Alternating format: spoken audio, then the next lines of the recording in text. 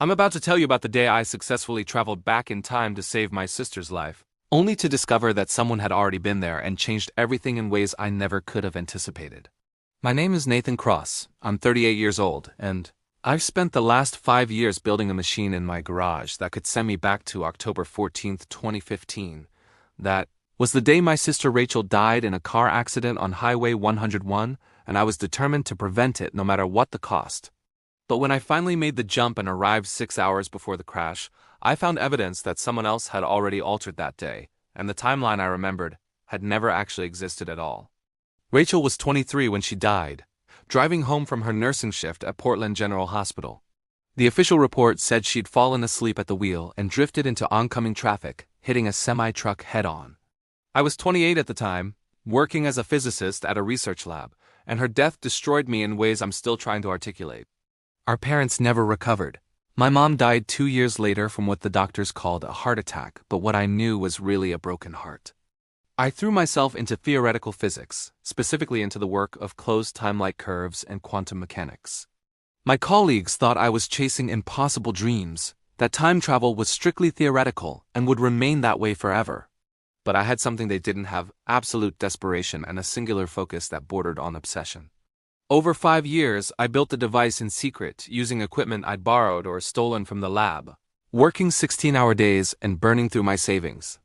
The machine wasn't like the time machines you see in movies. No DeLorean, no phone booth, no swirling portal. It was a modified quantum entanglement chamber that could transfer my consciousness backward through what I called temporal threads, essentially hijacking my past self's brain for a limited window of time. The math said I'd have about 8 hours before the quantum coherence collapsed, and I'd snap back to the present. 8 hours to find Rachel, convince her not to drive home that night, and save her life. I activated the machine on a Saturday morning in 2024, 9 years after Rachel's death. The sensation was indescribable, like being pulled through a tunnel made of light and memory, while simultaneously being everywhere and nowhere. When my vision cleared, I was standing in my younger self's apartment, looking at my 28-year-old hands and wearing clothes I'd donated years ago. The date on my phone confirmed it. October 14th, 2015, 9:30 in the morning. Rachel's shift at the hospital ended at 6 p.m., and the accident happened at 6:47 according to the police report. My plan was simple. Call her during her lunch break around 1 p.m., tell her I needed to see her urgently, and convince her to stay at my place that night instead of driving home. I'd make up some emergency, tell her I was having a crisis, anything to keep her off that highway. It seemed foolproof, and I was running through the conversation in my head when I noticed something wrong. On my kitchen table, there was a note that hadn't been there in my original memory of this day. It was written in handwriting I didn't recognize, and it said, "Nathan, check Rachel's car before 5 p.m. Blue Ford Focus, hospital parking lot, level 3, spot B17. You're not the first to try this." My hands started shaking as I read it, because there was absolutely no way this note should exist.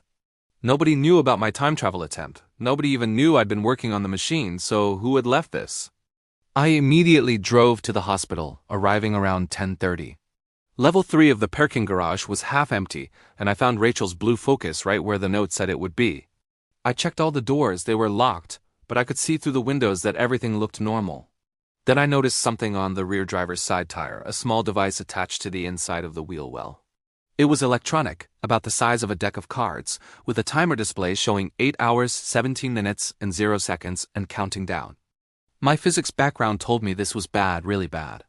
The device looked like it could be anything from a GPS tracker to something more sinister, and given the countdown, I was betting on something that would trigger around 6:47 p.m., exactly when Rachel's accident was supposed to happen.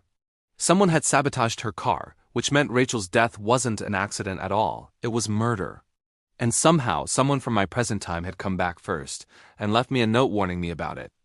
I called campus security and reported a suspicious device on a vehicle, giving them the location but staying anonymous. Within 20 minutes, the parking garage was swarming with police and a bomb squad. They evacuated the area and used a robot to examine the device, eventually determining it was a sophisticated remote-controlled brake disabler.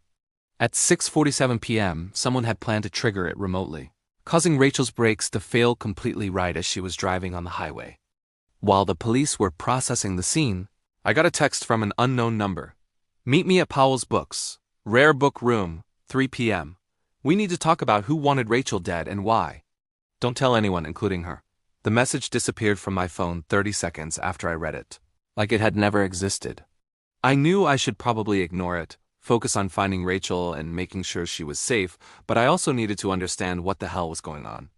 I showed up at Powell's at 3 p.m. and made my way to the rare book room on the third floor. A woman was waiting there, mid-40s, with graying hair and an intensity in her eyes that I recognized immediately. She looked like an older version of Rachel, and when she spoke, my world tilted. Hi Nathan, I'm Rachel from 28 years in your future, and we have a lot to talk about in very little time. She explained that in the original timeline, the one I remembered, she died in what everyone believed was an accident. But in 2043, she'd gained access to the same theoretical framework I'd used to build my time machine. She'd discovered evidence that her death had been orchestrated by someone at the hospital. A doctor named Marcus Chen who'd been running an illegal organ harvesting operation. Rachel had accidentally seen something she shouldn't have, and Chen had decided she needed to be eliminated. I came back 3 weeks ago, she said, pulling out a small device similar to my quantum entanglement chamber. I'd been watching, gathering evidence, and I left that device on my car this morning as bait. Chen was planning to activate it tonight, but now the police have him under surveillance, and they're going to find all the evidence they need. She showed me photos on a tablet, documents and communications that proved Chen's involvement in multiple murders disguised as accidents. The scope of it was horrifying. I asked her why she hadn't just warned herself directly, why go through this elaborate setup. She explained that she'd tried that first, but direct contact between the same person from different timelines created what she called temporal rejection. Essentially, her past self's consciousness had refused to accept the information from her future self, treating it as a hallucination. But you're different, she said. You're not me, so you can interact with both versions of me without causing that rejection. I needed you to be here, to be the bridge. We talked for an hour, and she told me about her life in the timeline where she'd survived. She'd continued working as a nurse, eventually becoming a hospital administrator and marrying a guy named Tom she'd met in 2018. They had 2 kids, and she'd lived a full, happy life until she discovered the truth about the attempt on her life. When I found out that someone had tried to kill me and almost succeeded, I couldn't let it go, she said. I had to come back and make sure he faced justice, even if it meant risking everything. She told me that in about 3 hours I'd snap back to my own time, to 2024. When I did, I'd find that the timeline had changed, that Rachel was alive in my present and had been alive this whole time. Our mom would still be alive too, and the family I'd lost would be restored. But there's a catch, she warned. You won't remember me, this older version.